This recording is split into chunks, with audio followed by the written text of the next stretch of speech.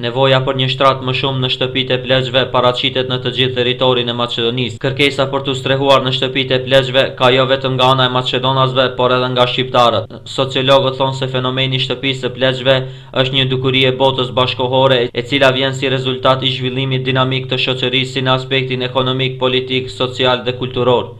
Në kryetari i lidhjes së pensionistëve të Maqedonisë, Besnik Pocesta tha se këto shtëpi të pleqshve janë të nevojshme sidomos në këtë kohë që më në fund të ketë shtëpi të pleqshve edhe në vendbanimet shqiptare.